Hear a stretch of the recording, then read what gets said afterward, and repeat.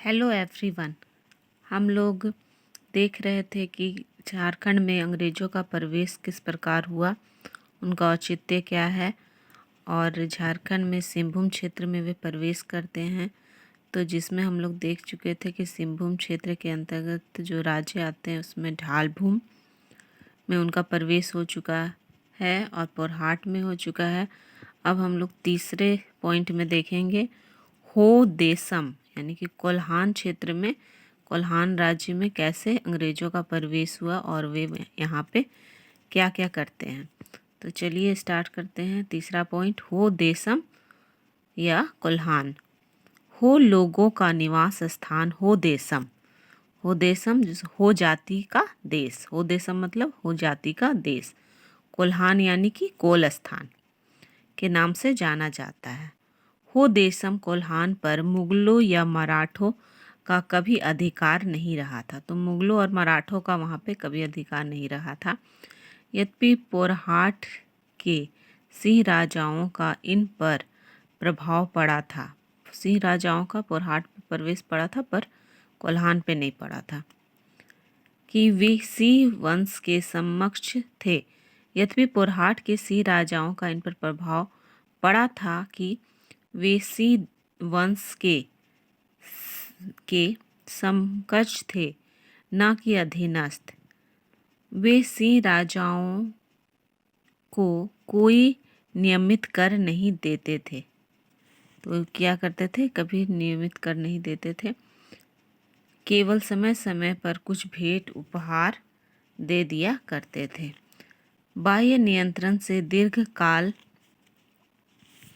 दीर्घकाल तक मुक्त रहने के फलस्वरूप हो स्वतंत्र प्रेमी एवं लड़ाकू स्वभाव के हो गए थे। वे क्या थे, स्वतंत्रता प्रेमी और लड़ाकू स्वभाव के। इसी कारण कंपनी काल में ये लड़ाका कोल के नाम से प्रसिद्ध थे। तो हो वाले लोग जो जनजाति के लोग थे उन्हें लड़ाका कोल के नाम से भी वे प्रसिद्ध थे। लड़ाका कोल भी उन्हें कहा जाता था। सिंहभूम नरेश के आगरा पर पॉलिटिकल एजेंट मेजर रफसेज ने लेफ्टिनेंट रडेल को पोरहाट जाकर कोलों के बारे में आवश्यक जानकारी जुटाने का आदेश दिया, लेकिन रडेल कोई जानकारी नहीं जुटा सका क्योंकि हो देसम में घुसने की उनकी हिम्मत नहीं हुई। वर्ष 1820 में मेजर रफसेज खुद एक सेना के साथ हो देसम में प्रविष्ट हुआ। चाईबासा के निकट रोरो नदी के तट पर हो लोगों से हुई लड़ाई में अंग्रेज विजय हुए। इस दमन के बावजूद हो देशम के केवल उत्तरी भाग के हो लोगों को पोरहाट के राजा को कर देने के लिए तैयार किया जा सका। दक्षिण कोल्हान के हो लोगों ने अंग्रेजों का विरोध करना जारी रखा। हो लोगों ने सीमावर्ती राज्यों के इलाकों में उपद्रव मचाना शुरू कर दिया। हो लोगों की इस गतिविधियों के फलस्वरूप पोरहाट राजा को पुनः रफसेज की सहायता की याचना करनी पड़ी। परिणाम स्वरूप 1821 ईस्वी में कर्नल रिचर्ड के नेतृत्व में एक बड़ी सेना हो लोगों के विरुद्ध भेजी गई। हो लोगों ने एक महीने तो परिणाम स्वरूप 1821 ईस्वी में कर्नल रिचर्ड के नेतृत्व में एक बड़ी सेना लोगों के विरुद्ध भेजी गई। हो लोगों ने एक महीने तक रिचर्ड का सामना किया, किंतु अंततः विरोध को निरर्थक जानकर कंपनी से संधि करना बेहतर समझा। संधि की शर्तें थी। संधि का क्या शर्त था? पहला है, हो लोगों ने कंपनी की अधीनता स्वीकार कर ली और उसके प्रति वफादार बने रहने का आश्वासन दिया। दूसरा है, हो लोगों ने अपने राजाओं जमींदारों को 5 वर्ष तक 8 आना यानी कि 50 पैसे प्रति हल और उनके बाद एक रुपये प्रति हल सालाना कर देना स्वीकार किया। तीसरा शर्त क्या था? हो लोगों ने कोल्हान के मार्गों को यात्रियों के लिए खुला एवं सुरक्षित रखने का वचन दिया। चौथा था, हो लोगों ने सभी जातियों के लोगों को अपने गांवों में बसने की अनुमति दी तथा अपने बच्चों को हिंदी व उड़िया भाषाओं में पढ़ाने के लिए प्रोत्साहित करने का वचन दिया। पांचवा था, हो लोगों ने उत्पीड़न किए जाने पर हथियार उठाने के बजाय सरकार से फरियाद करने का वचन दिया। इस संधि के बावजूद कोल्हान में गड़बड़ी समाप्त नहीं हुई। हो लोग पोरहाट के सिंह राजा के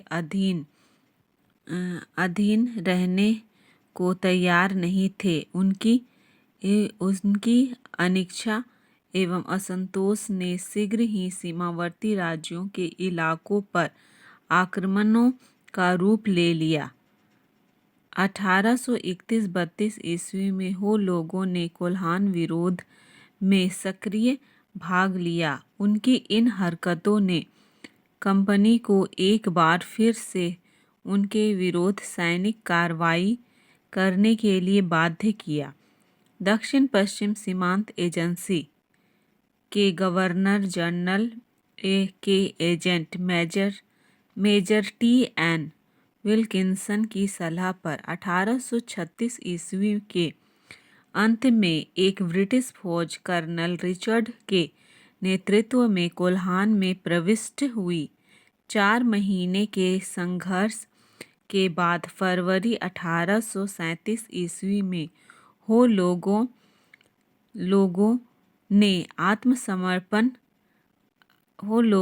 आत्मसमर्पण किया और पोरहाट के सिंह राजा के स्थान पर सीधे कंपनी को कर देने हेतु सहमत हुए। पोरहाट सरायकेला व खरसावां के शासकों से 23 पीर यानी कि पीर 7 से 12 गांवों का समूह लेकर और उनमें मयूरभंज जो उड़ीसा है से लिए गए 4 पीर जोड़ कर कोलो के अलग अंचल यानी कोल्हान नाम से एक नई प्रशासनिक इकाई का गठन किया गया। इस प्रशासनिक इकाई को एक अंग्रेज पदाधिकारी के सुपुर्द किया गया, जिसका सदर दफ्तर चाईबासा को बनाया गया। इस तरह 1765 ईस्वी में कंपनी को दीवानी मिलने के 72 वर्ष बाद 1837 ईस्वी में हो देशम पर कंपनी सरकार का नियंत्रण स्थापित हो गया। तो ये था कोल्हान हो देशम या कोल्हान क्षेत्र। तो हम लोग पोरहाट को पढ़ लिए, सिंहभूम के अंतर्गत ढालभूम को पढ़ लिए, कोल्हान को पढ़ लिए आज और पोरहाट को पढ़ लिए। तो ये था सिंहभूम का क्षेत्र। अब नेक्स्ट में हम लोग देसी रियासतों के बारे में पढ़ेंगे, 2 देसी रियासत सरायकेला खरसावां के बारे में। तो तब तक के लिए थैंक यू, बाय बाय।